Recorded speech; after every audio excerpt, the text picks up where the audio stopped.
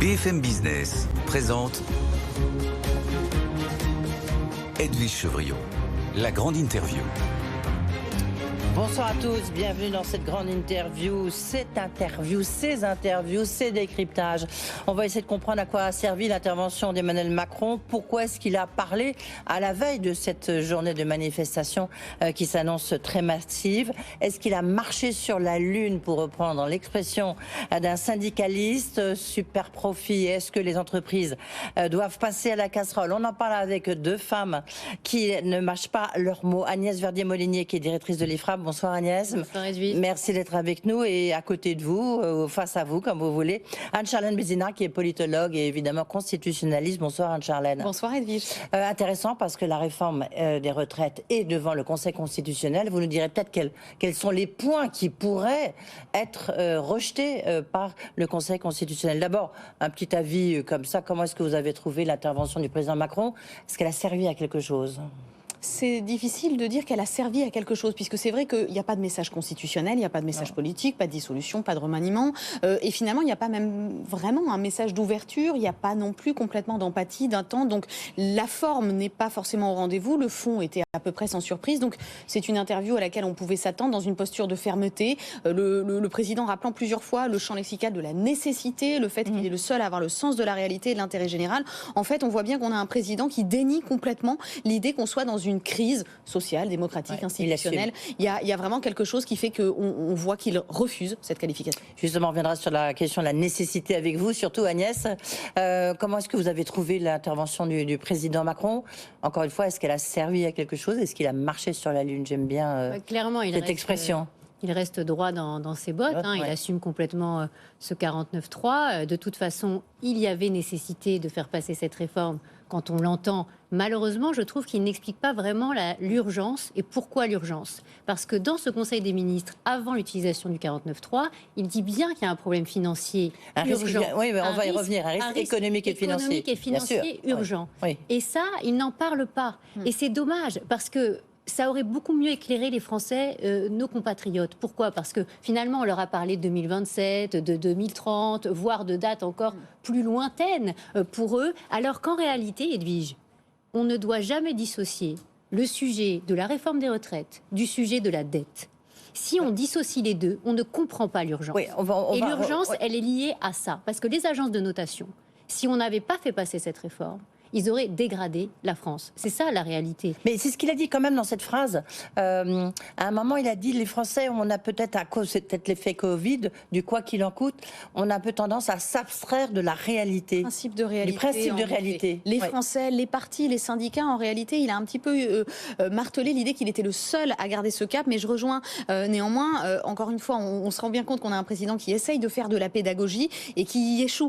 Puisque, au fond, cette nécessité, cette urgence, il a plusieurs fois employé, je crois 11 fois dans le discours, le sens de l'intérêt général, en disant je suis prêt à, en quelque sorte, sacrifier ma propre personne à l'autel de l'importance de ce sujet. Mais néanmoins, encore une fois, il n'a pas connecté sa base sur cette nécessité. Donc c'est là le problème de rencontre politique. Il ne l'a jamais expliqué de manière pédagogique. Et d'ailleurs, moi, quand je voyais les membres de la majorité en off et que je leur disais, mais enfin, expliquez ce problème des marchés, ce problème de la dette, de la charge de la dette, des taux qui vont monter sur la dette, ils me répondaient, tu as raison, c'est le vrai sujet, mais on ne peut pas en parler.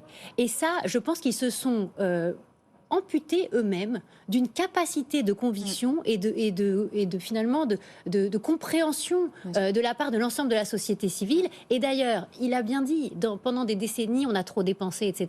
Mais je trouve que ce qui est dommage, c'est qu'il n'a pas reconnu qu'eux-mêmes, ils ont trop dépensé. Et que finalement, ils ont quoi qu'il en coûte. C'est le quoi qu'il en coûte. Oui, mais ce quoi qu'il en coûte, il était très français, extrêmement français. On a vraiment...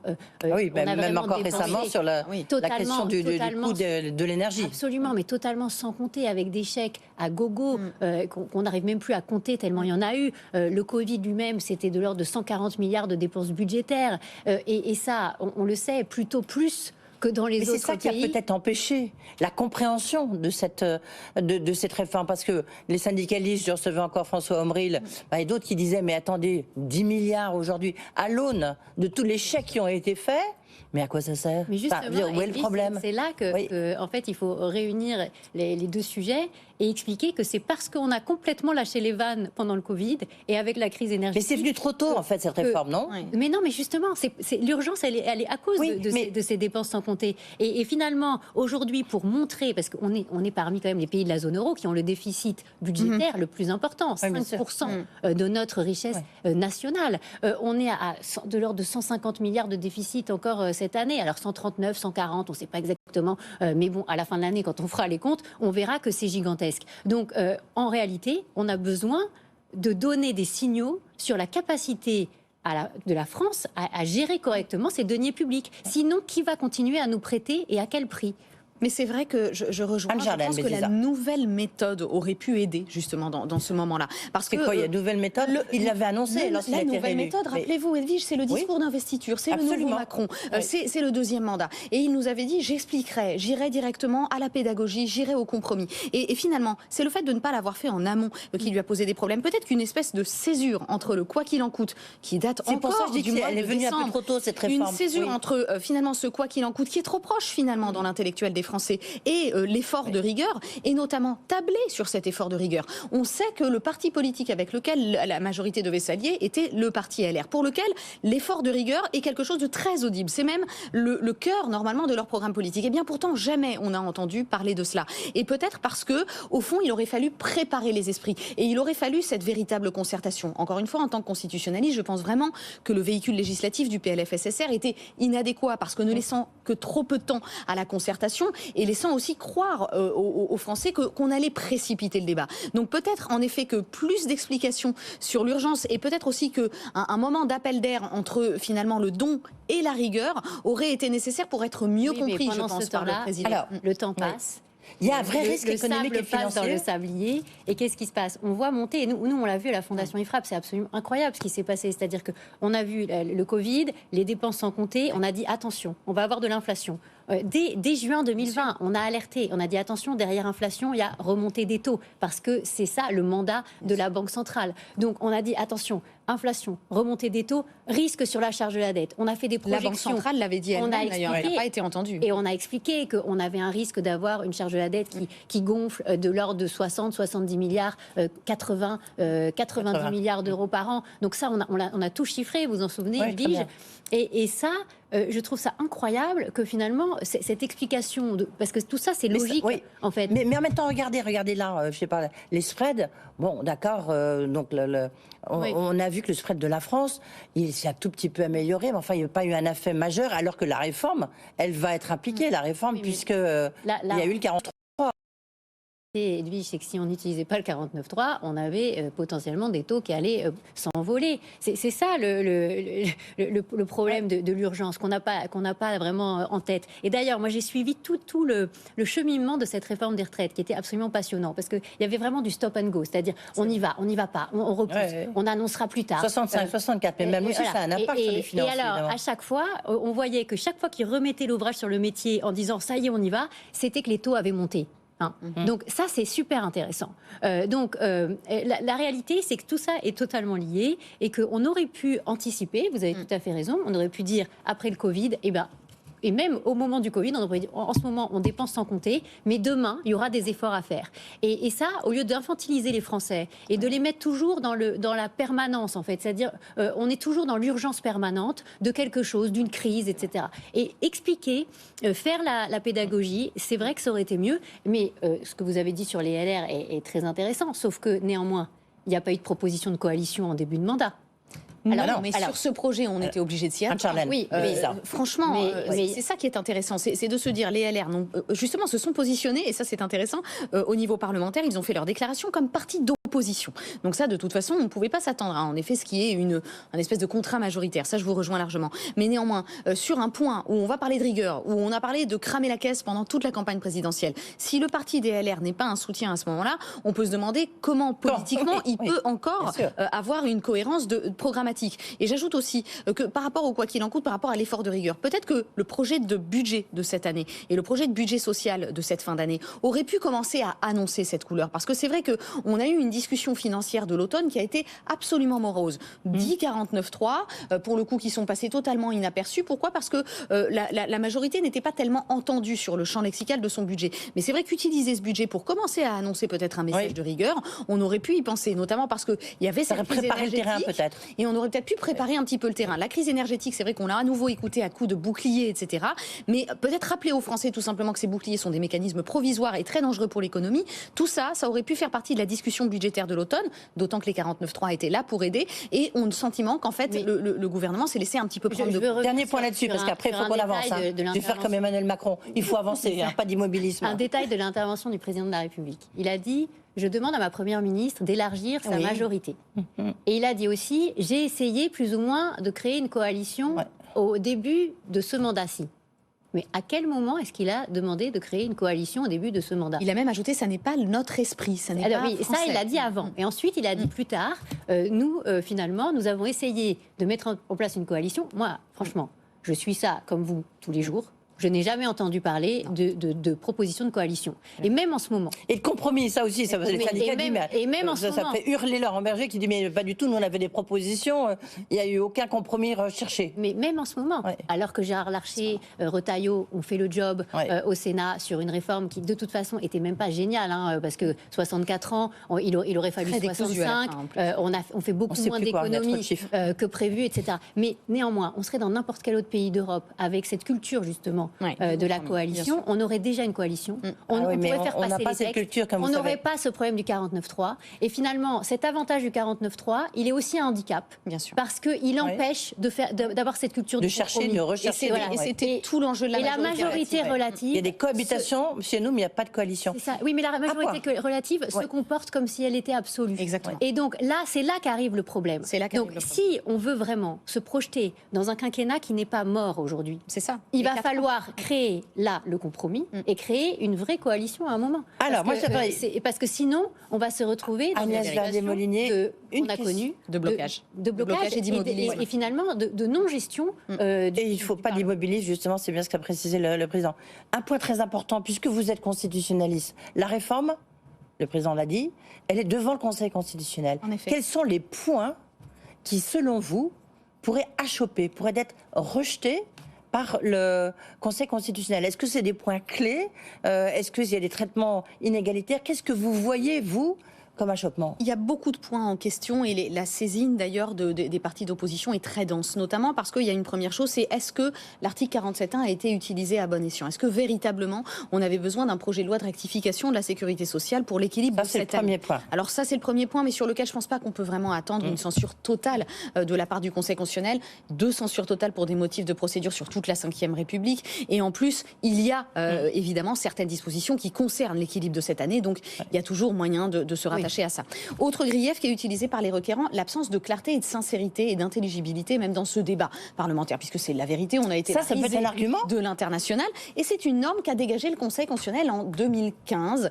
Néanmoins, la vérité, c'est qu'il n'a jamais censuré sur ce fondement. Donc encore une fois, est-ce qu'on peut attendre de lui quelque chose là-dessus? Moi, j'en suis pas convaincue. Néanmoins, il y a quelque chose sur lequel le Conseil est très scrupuleux. C'est les domaines. C'est-à-dire que ce projet de loi de financement de la sécurité sociale a un domaine défini par la Constitution et la loi organique. Et un projet de loi de réforme des retraites, par nature, déborde de ce domaine. Et donc, beaucoup de dispositions, je pense notamment à l'index senior, je pense au CDI senior, eh bien, débordent très largement le véhicule financier. Et donc, le Conseil constitutionnel, à mon avis, est très attendu, et le fera certainement, sur la censure de ce qu'on appelle ces cavaliers sociaux, c'est-à-dire ces dispositions qui n'ont rien à voir avec un projet de loi de financement de la sécurité sociale. Donc, je crois que sur le plan procédural, il y aura des censures de tout ce qui déborde de l'équilibre de cette année.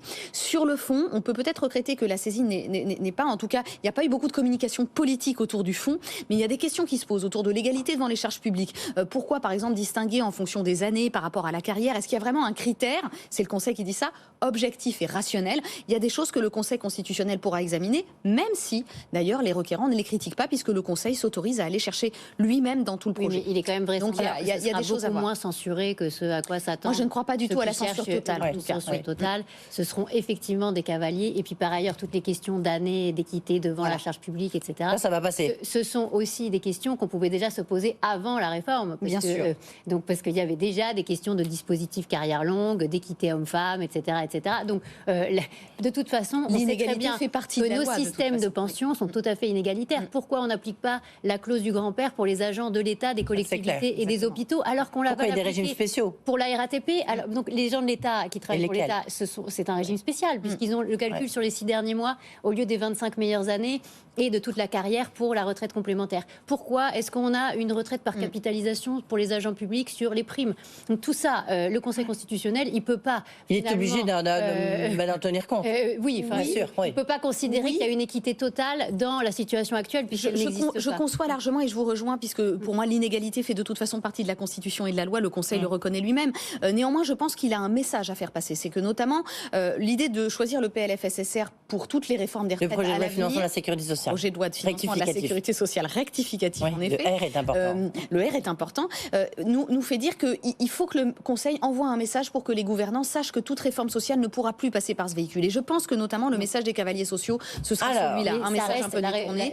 Là, on a parlé de Constitution, mesdames. Voilà. Ça reste la question du 49.3. Et donc, ça nous ramène à la question d'une coalition. Je voudrais parler de justice sociale. C'est un point important, mentionné par le président, qui a dit qu'il y avait un besoin de justice sociale. Et du coup, il dit, mais par rapport aux super profits, il faut qu'il y ait une taxe exceptionnelle sur les entreprises parce qu'elles ont fait des tels profits que du coup, elles rachètent leurs actions. Et là, on a reçu des tas de patrons du CAC 40 et pas que, qui rachètent effectivement leurs actions. Agnès Vandenborre-Molinier, qu'est-ce que vous en pensez? Est-ce qu'il a raison? Est-ce que c'est vrai? Est-ce que vous avez d'abord un chiffre? Je vous l'avais demandé, mais je ne sais pas si vous le trouvez. Ça représente combien en 2022? Surtout, ça a été très impressionnant. Je vais refaire le fil. D'abord, on sait très peu de choses à ce stade. Ce qu'a dit Bruno Le Maire pendant les questions au gouvernement, il a dit en réalité, ce serait que les entreprises de plus de 5000 salariés, donc ça représente 269 entreprises en France, et ça représente quand même 3,5 millions de salariés à temps plein, donc c'est quand même pas rien du tout. Après, ces entreprises, c'est vrai que ces derniers temps, il y a eu beaucoup de rachats d'actions par les entreprises elles-mêmes, et notamment en France, on a vu LVMH, mais aussi AXA, ArcelorMittal, Société Générale. Bon. Alors, combien ça représente par an? Alors, on a dit sur le premier semestre 2022, une quinzaine de milliards, donc on peut subodorer autour d'une trentaine de milliards sur l'année. Les Américains ont regardé le même sujet, puisqu'ils avaient 1000 milliards de rachats d'actions aux États-Unis l'année dernière, et qu'ils ont créé une taxe. Et d'ailleurs, Emmanuel Macron, vraisemblablement, s'inspire de ce modèle américain qui est en place depuis le 1er janvier 2023, justement sur ces rachats d'actions. Et c'est une taxe, Edwige, j'ai essayé de répondre à votre question, de 1% sur l'ensemble. Alors eux, ils en attendent non pas 100 milliards par rapport à 1000 milliards, mais 74 milliards. Et donc nous, sur 30 milliards, le calcul n'est pas très compliqué, ça fait environ 300 millions d'euros. Je pense que ce sera beaucoup moins, parce qu'en général, quand on fait des taxes exceptionnelles, d'abord, il faut savoir qu'en France, elles durent. On se souvient de la taxe exceptionnelle sur les hauts revenus, mais la taxe exceptionnelle sur les hauts revenus, après la crise financière, qui a été créée par Nicolas Sarkozy, qui existe toujours, cette taxe à 3% au-delà de 250 000 euros par part, ou alors à 4% au-delà de 500 000 euros par part, qui rapporte aujourd'hui environ 1 milliard d'euros aux finances publiques. On ne va pas la supprimer si elle rapporte 1 milliard d'euros. Et alors, donc, on voit bien que ces taxes exceptionnelles, en réalité, en général, elles n'ont rien d'exceptionnel. Et la question, c'est est-ce que c'est vraiment un bon message à donner, alors qu'on est on vient de baisser l'impôt sur les sociétés à 25%, que nous savons que nos entreprises payent, et ça, on l'a sorti à la Fondation IFRAP, 148 milliards d'impôts, taxes, cotisations en plus par rapport à leurs homologues de la zone euro. Donc, c'est bien de copier le modèle américain, mais il faudrait copier la totalité, c'est-à-dire qu'ils taxent beaucoup moins que nous, globalement, et puis après, ils rajoutent quelques petits impôts par-ci par-là pour faire genre, mais en réalité, nous, on surtaxe partout. Et ensuite, on en rajoute. Et alors là, moi, je trouve qu'on est rentré dans la communication pour faire style on taxe les super riches. Dans la politique, quoi. Et en fait, c'est un super mauvais signal. C'est pas du tout le moment de faire ça. On doit réindustrialiser la France, on doit produire en France. Mais il a dit ça juste après, quand même, le président. Oui, mais c'est totalement antinomique. Il y a un problème de rentabilité, déjà, vous l'exposiez avec des chiffres, c'est-à-dire qu'on crée des taxes pour des motifs politiques, pour des motifs d'affichage, pour des motifs de communication, mais qui finalement ne ramènent que peu de choses. Je rappelle quand même que dans la réforme des retraites, le message de rigueur a été donné, notamment en disant on ne fera pas contribuer les entreprises parce que les entreprises sont déjà mises à mal par la situation économique. Et finalement, on leur rajoute aujourd'hui cela. Donc il y a un paradoxe en fait entre 2 semaines de quinquennat qui est absolument inaudible. Je rajoute aussi que la santé c'est juste sur les super publiques, profits, vous voyez ce que je veux dire. C'est voilà. il ne remet pas en cause la baisse des impôts de production. Comment voulez-vous définir un super profit? Ça, c'est un problème d'égalité, de droit fiscal. Il y a des entreprises qui rachètent leurs propres actions pour des raisons valables aussi. Pourquoi il y en a beaucoup qui c'est une manière de rémunérer mieux les actionnaires. Trop globale, elle est pour maintenir le niveau de l'action, etc. Mais d'une certaine manière, est-ce qu'on veut des entreprises qui gagnent, des entreprises qui vont bien? Les entreprises dont on parle, c'est quand même des entreprises extraordinaires pour la France. LVMH, on a envie de les garder, on a envie qu'ils restent en France. Il a quand même dénoncé le cynisme de ces entreprises qui rachètent. Mais c'est pas le mot est assez de fort. Nature à recréer, puisque justement vous parliez, Edwige, c'était le champ lexical de l'injustice sociale. Oui. Est-ce que cette taxe sera de nature à recréer de la justice sociale? C'est ça la question qu'il faut se poser. Est-ce qu'on va être vraiment dans la redistribution? Les chiffres apparemment nous disent que non. Donc le peuple qui est dans la rue entendra-t-il ce message comme une solution aux problèmes que nous rencontrons? On est à peu près sûr que non. Donc non, mais en plus, il faut savoir qu'en France, on est parmi les pays qui distribuent le plus finalement par rapport à la valeur ajoutée. Finalement, les salariés récupèrent 67%. C'est déjà gigantesque. En même temps, c'est nous qui distribuons le plus aux actionnaires. Non, mais c'est déjà gigantesque. Donc, on ne peut pas dire qu'on... Alors, en revanche, ce à quoi on pourrait penser, c'est créer des fonds de pension pour avoir vraiment des capacités de financement de notre propre économie. Parce que ce qui plombe la France, c'est que beaucoup d'entreprises du CAC dont on parle là, elles ont beaucoup d'actionnaires étrangers, plus que dans les autres pays, parce que nous n'avons pas les fonds de pension à la française. Donc, toute cette retraite par capitalisation qu'on pourrait créer... parlé en 2019.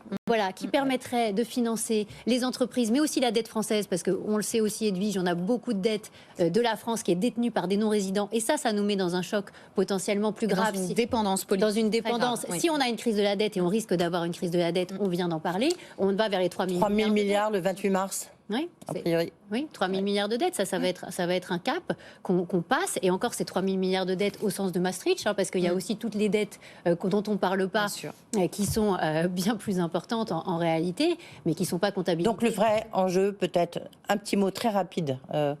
Anne-Charlène Béziard, le vrai enjeu, en fait, c'est le succès de demain, la manifestation. Le succès de demain et peut-être aussi la continuité de ce message politique. On se rappelle quand même que De Gaulle, en 68, avait annoncé la fermeté et a dissous quelques jours après. Est-ce qu'on pourra vraiment tenir, je pense notamment à tous les objectifs qu'on a énoncés, la loi sur le travail, les prochains collectifs budgétaires. Comment va-t-on pouvoir soutenir ça dans une majorité élargie avec un gouvernement qui n'a même plus vraiment la légitimité de sa base? Et n'oublions la question, c'est la revue de dépenses. La revue de dépenses qui a été annoncée, qui est absolument primordiale, parce que la réforme des retraites ne suffira pas à elle seule à calmer les taux sur la dette de la France. Donc maintenant, les 3 000 milliards de dettes, maintenant on a fait la réforme des retraites, on va souffler un tout petit peu, mais avec les 3 000 milliards de dettes, on va dire, oulala, attention, qu'est-ce qu'on fait? Quelle est la suite? On a aussi 300 milliards. Et vous pouvez retrouver tous les chiffres sur le site de l'IFRAP. Merci Agnès Verdier-Molinier qui arrive toujours avec ses chiffres, mais on peut les retrouver sur votre site.